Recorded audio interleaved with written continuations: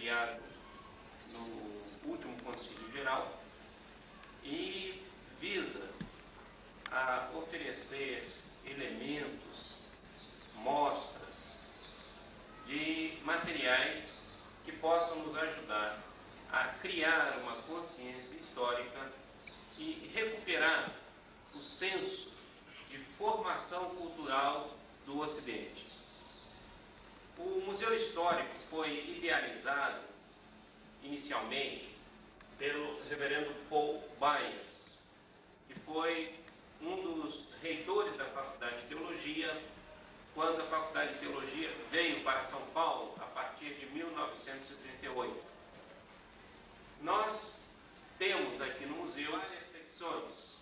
Temos uma secção de obras raras, temos uma seção do metodismo na Inglaterra, temos também sobre o metodismo no Brasil. Além disso, nós contamos com um acervo de quase 3.000 fotos sobre o metodismo no Brasil. E temos também uma exposição de fotos sobre a vida de John Wesley, que contém exemplos de todas as fases da vida de John Wesley. Nós gostaríamos agora de convidá-lo a nos acompanhar nesta caminhada, onde vamos mostrar as secções.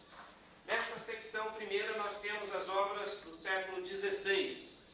São 5 obras do século XVI. E nós temos aqui o início das obras do século XVII. Aqui embaixo nós temos algumas obras interessantes. São uma obra, talvez, a primeira edição de um livro em braille no Brasil, o Evangelho em braille, né? Aqui nós temos alguns exemplares também de história da música no protestantismo, alguns exemplares muito importantes que mostram a evolução da música no Brasil. Neste segundo expositor, nós temos obras do século XVII, são uma meia dúzia de obras importantes, e aqui já começa a fase no segundo mostruário, as obras do século XVIII, onde temos inclusive o nosso mais antigo exemplar da Bíblia. Embaixo do segundo expositor estão as obras de filosofia. Nós temos aqui deste lado as obras do século XVIII e do princípio do século XIX. Nós, nas obras do século XIX, destacamos a Bíblia poliglota, do qual nós falaremos mais adiante. E o quarto expositor começa a exposição do metodismo histórico. Nós temos exemplares bastante importantes sobre o início do metodismo na Inglaterra, algumas obras que remontam ao século XVIII, publicadas pela Capela Wesley em Londres, e nós teremos também oportunidade de ver mais de perto essas obras e comentarmos as principais delas. Aqui nós temos já algumas obras importantes sobre as origens do metodismo no Brasil. Na parte de baixo são bíblias que pertenceram aos primeiros missionários americanos que vieram para o Brasil e iniciaram a obra metodista aqui. Do lado, na entrada ali, nós temos também uma secção onde estão os documentos da autonomia da Igreja Metodista. Nesta seção de revistas da Biblioteca de Teologia, nós temos os documentos da autonomia da Igreja no Brasil, 1930. Nós temos aqui a proclamação da autonomia da Igreja Metodista. É um documento histórico de muito valor para nós. Algumas fotos que mostram os líderes da autonomia e do movimento na autonomia no Brasil e os representantes da Igreja Metodista dos Estados Unidos. Além dessas obras, temos aqui a Bíblia, que pertenceu ao bispo Tados, que veio para o Brasil no século XIX. Essa Bíblia contém um ato pessoal de consagração que ele mesmo escreveu. O reverendo Tados, na época, escreveu este ato. Quando chegou no Brasil, são 3 folhas manuscritas que estão aqui traduzidas. Nós temos também o primeiro cânone da Igreja Metodista no Brasil e o primeiro cânone da Igreja Metodista no Brasil, já na sua fase de autonomia. E todos os documentos preparatórios que culminaram no documento final. Agora, algumas das principais obras do nosso museu. Nós temos obras que remontam ao século XVI.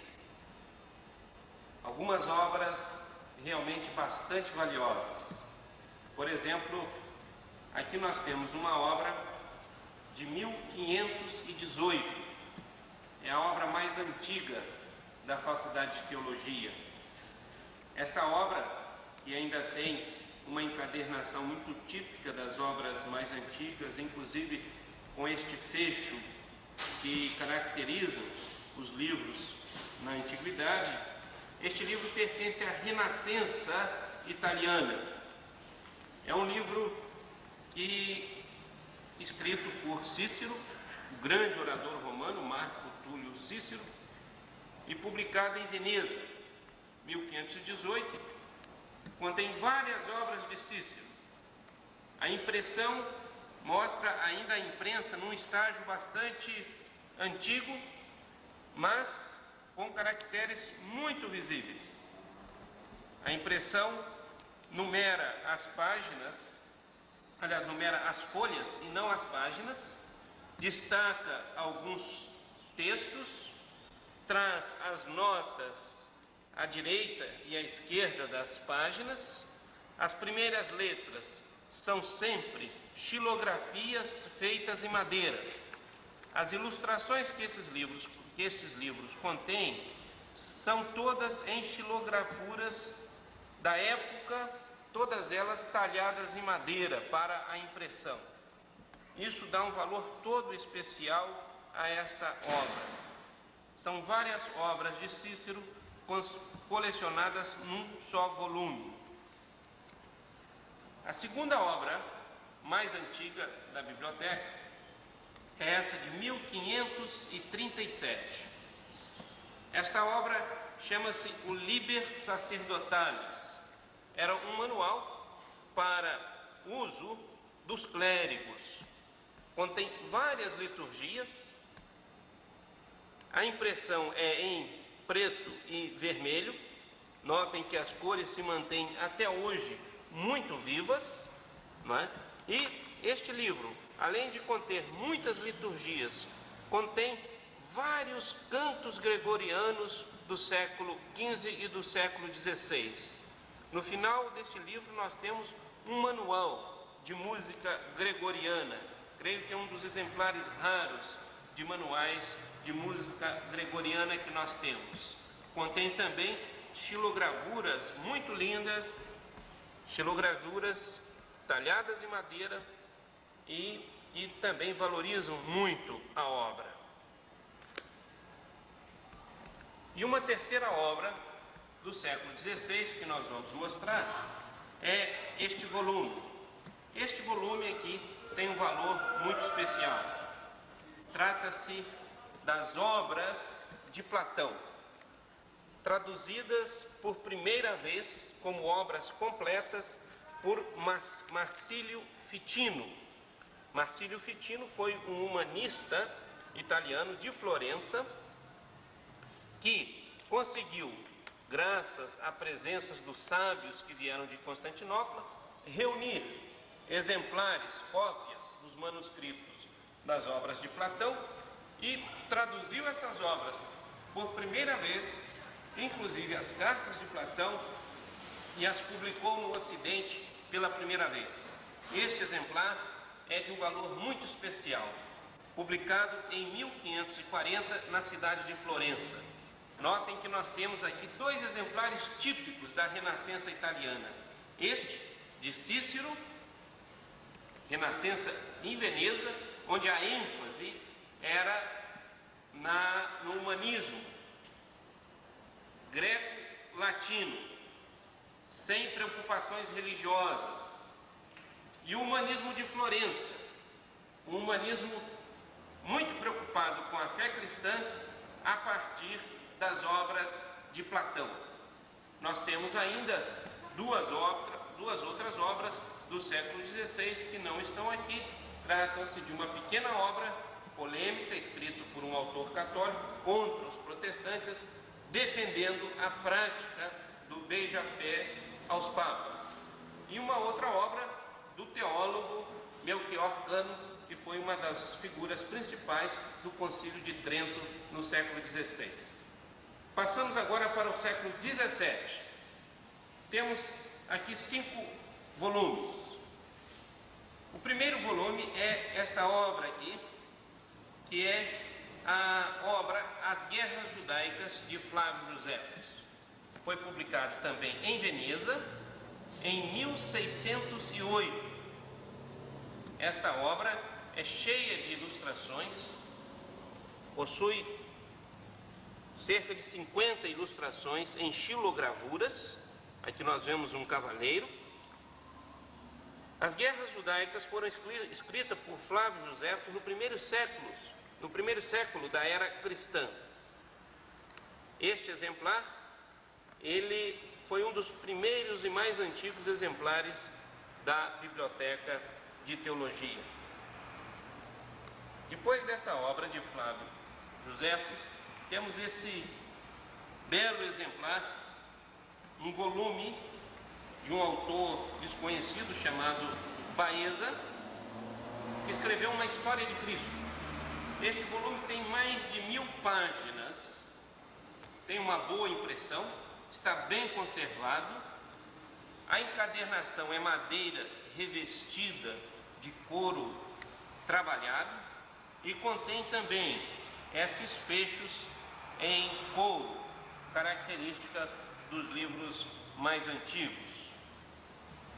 Temos também aqui esta obra de 1681. É uma obra sobre as origens do sacerdócio israelita. Começa com um estudo detalhado sobre Arão. E uma obra em francês de 1664. Essa obra em francês foi escrita por um padre chamado Père Cossin. É uma obra onde pode-se ler o francês do século XVII, do começo do século XVII.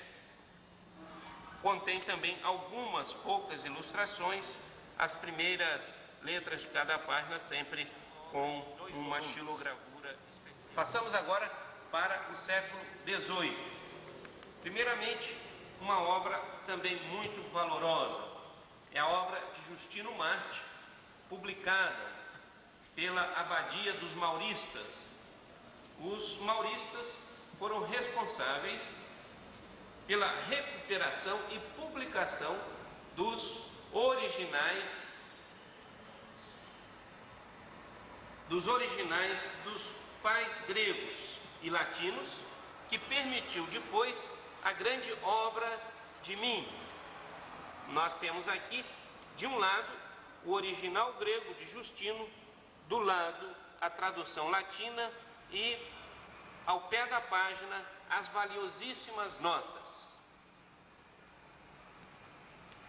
Estas obras foram reconhecidas em toda a Europa como obras de raríssima erudição.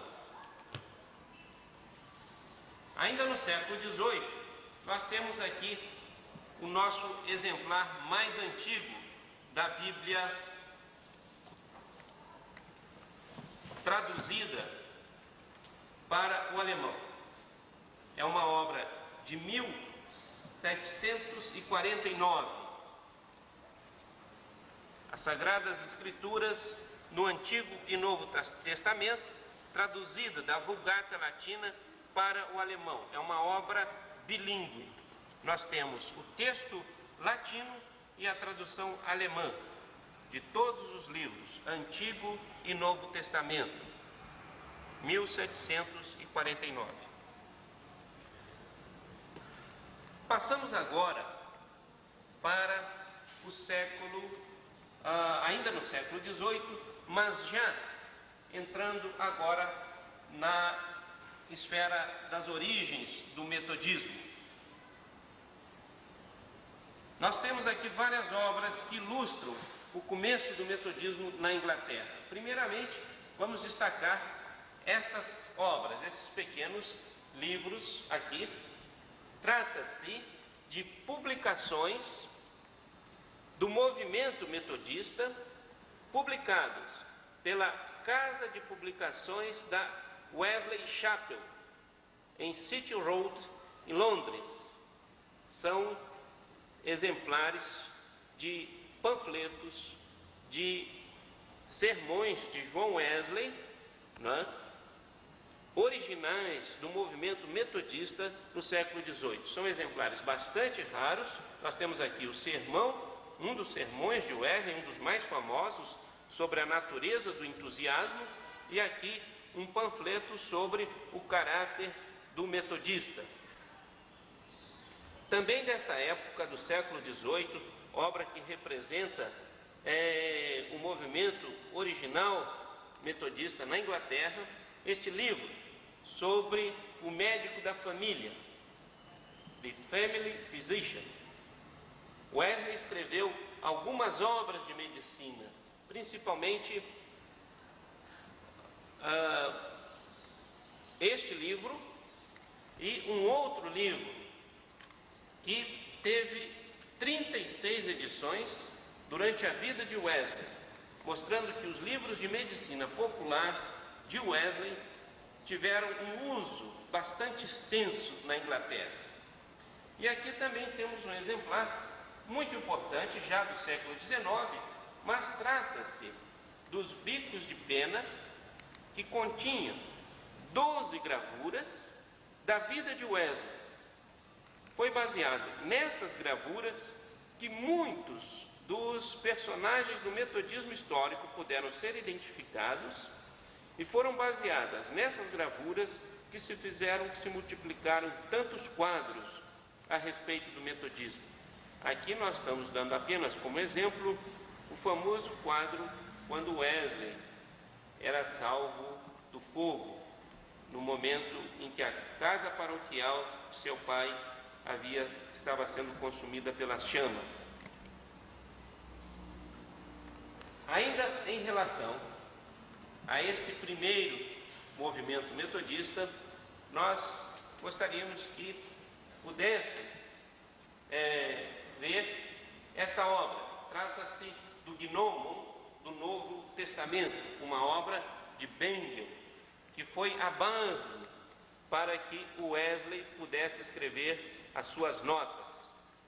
Wesley praticamente resumiu esse livro e publicou as suas notas a respeito do Novo Testamento. Do metodismo da Inglaterra, agora nós passamos para o metodismo do Brasil. E nós gostaríamos então de chamar a atenção para esta Bíblia.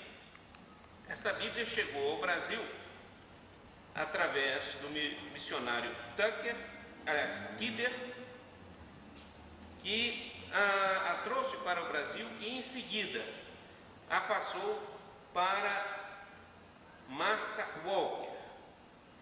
Esta Bíblia, uma das mais antigas que nós temos desta presença metodista no Brasil, foi também a Bíblia utilizada para a consagração da primeira capela metodista, a capela da Igreja do Catete.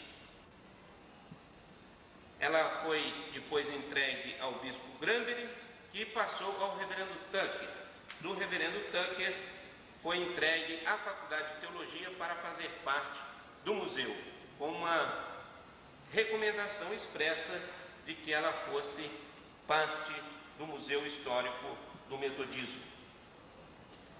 Temos também uma obra muito interessante, a primeira edição conhecida dos Sermões de Wesley, 1888. São 12 sermões de Wesley, traduzido e publicado por uma tipografia King. Nós sabemos que a nossa edição atual dos sermões de Wesley provém da década dos 50. Essa publicação era até bem pouco tempo desconhecida. Não conhecemos nenhum outro exemplar desses sermões de Wesley do século XIX em português, datando de 1888. Um outro exemplo típico de publicações a respeito do metodismo em seus inícios é esse livro do padre Cipião Domingos Fabrini, publicado em 1839 com o título Católico e o Metodismo, o Católico e o Metodista. Trata-se da refutação das doutrinas heréticas e falsas que os metodistas estavam trazendo para o Brasil.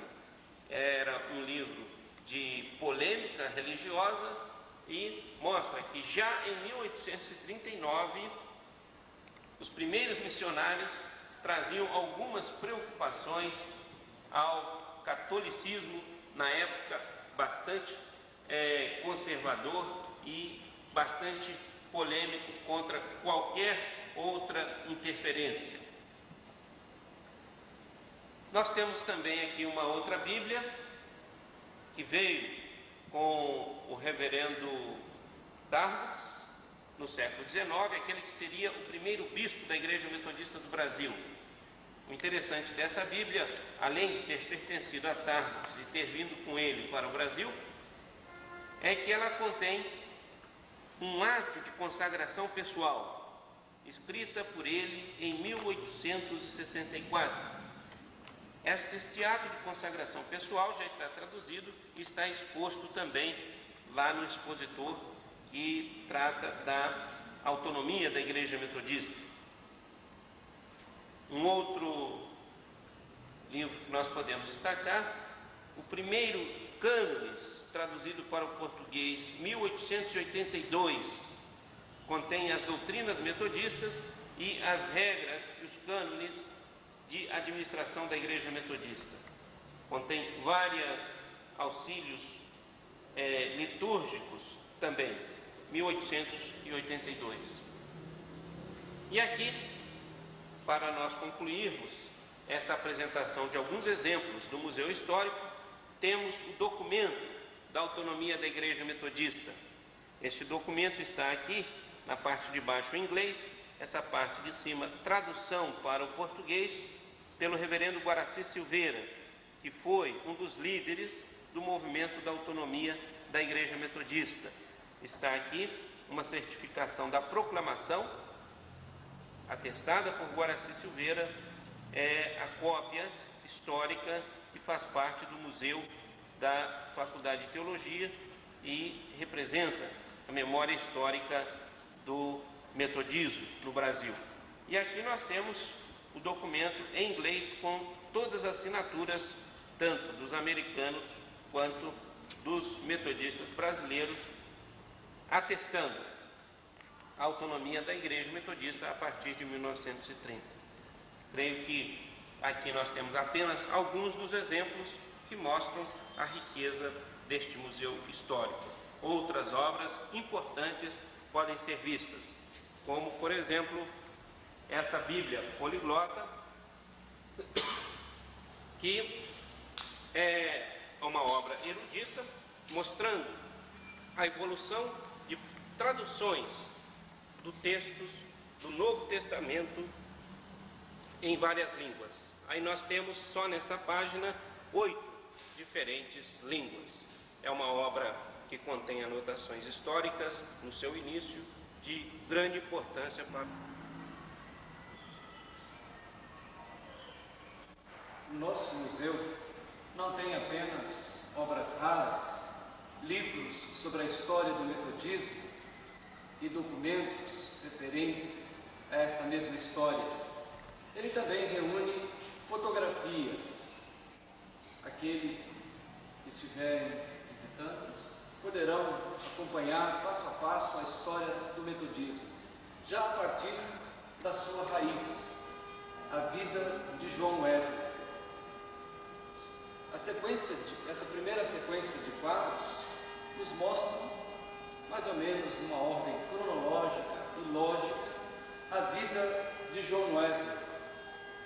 Os irmãos poderão ler estes quadros, contemplá-los e refletir sobre o testemunho escrito e falado do próprio Wesley. A primeira sequência de quadros nos mostra a família e a infância de John Wesley. Recordamos, entre outras coisas, o incidente que ele sofreu quando tinha 5 anos de idade. A seguir, vemos quadros que retratam a vida de Wesley em Oxford, recordando, sobretudo, os momentos vividos no Clube Santo.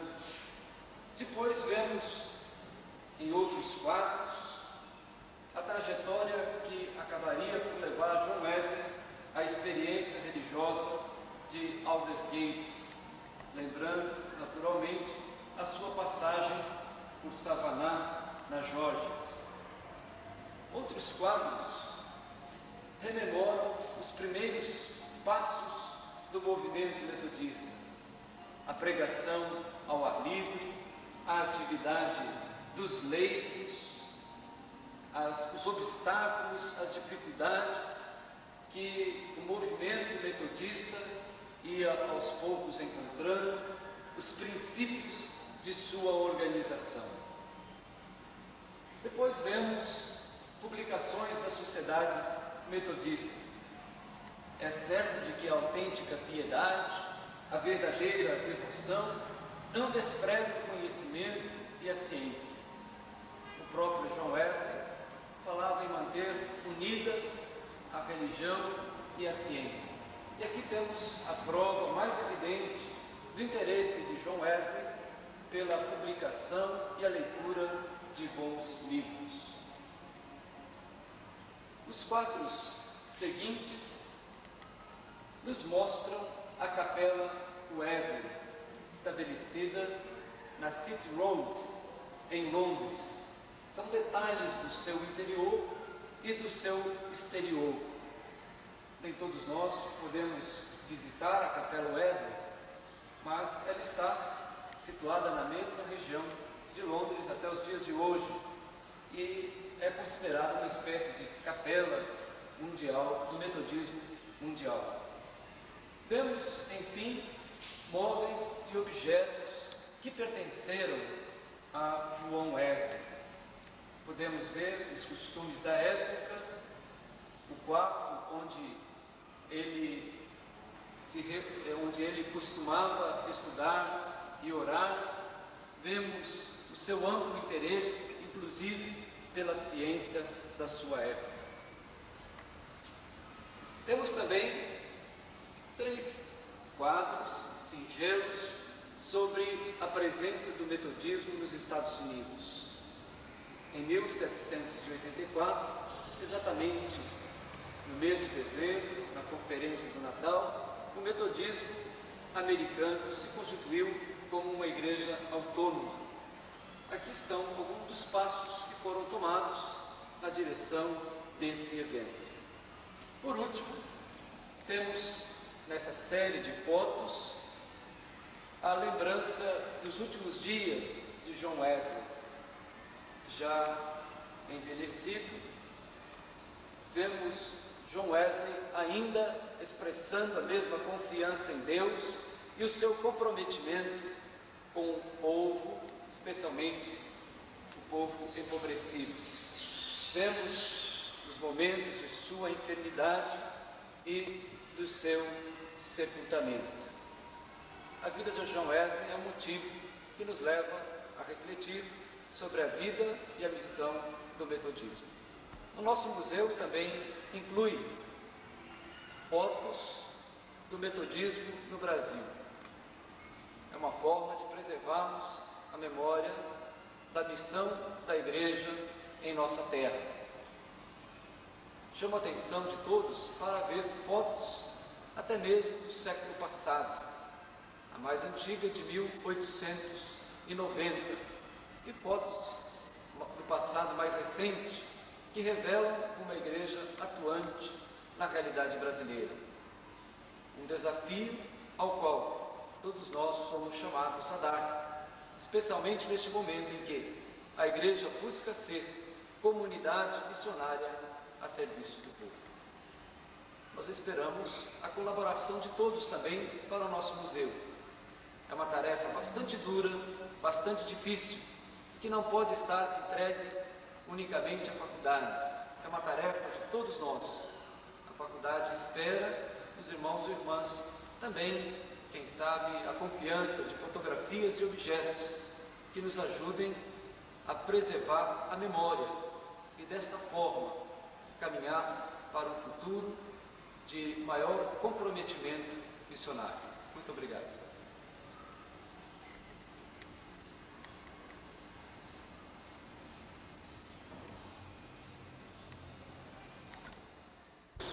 Poderia ser pregada apenas nos templos reservados para este fim, mas contemplou a multidão e, movido de compaixão, dirigiu-se aos mineiros de Bristol.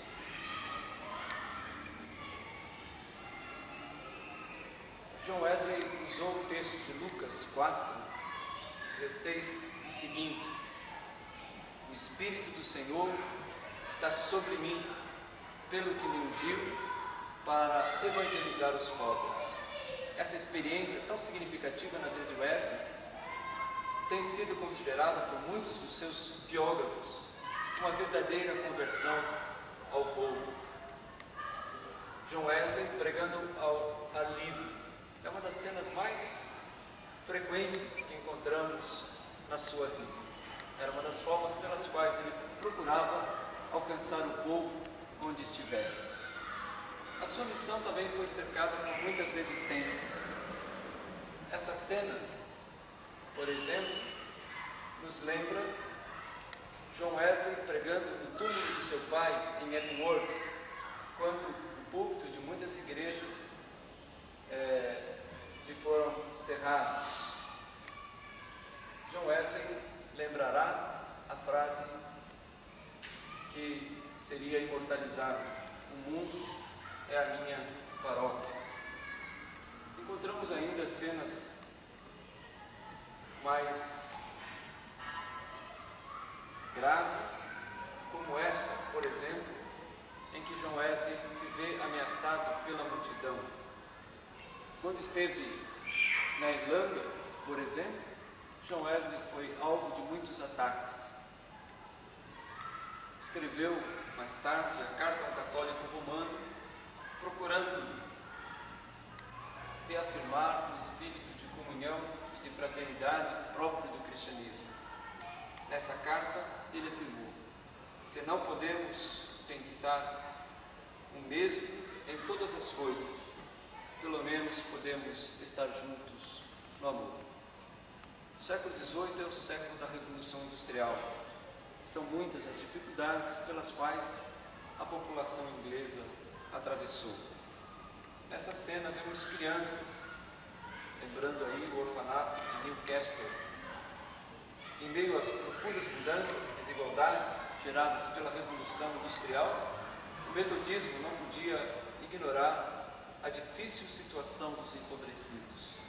O próprio John Wesley declarou: sou administrador de Deus para servir aos pobres. Exemplo disso é o múltiplo uso da fundição do antigo prédio que o movimento metodista adquiriu em Londres.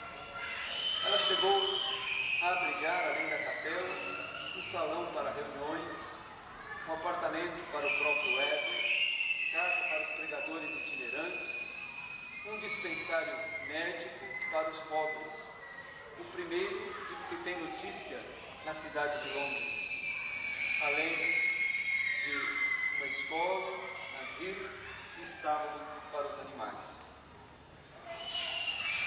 Nessa última cena, temos registrado a primeira conferência metodista em 1744. Era o início da organização formal do movimento, que muito se valeu do trabalho dos pregadores leigos. Essa sequência de quadros nos mostram as publicações das sociedades metodistas. A autêntica piedade não despreza o conhecimento, e o conhecimento nos leva a buscar a autêntica piedade. John Wesley constantemente se declarava ser um homem de um só livro. Entretanto, ninguém mais do que ele, no século XVIII, se empenhou por fazer chegar ao povo uma literatura de boa qualidade. Neste quadro, por exemplo, vemos algumas dessas obras. A primeira relembra a experiência metodista em Oxford, no Clube Santo. A outra nos traz um extrato do diário público de John Wesley. E outra publicação aqui evocada é o sermão de Wesley, pregado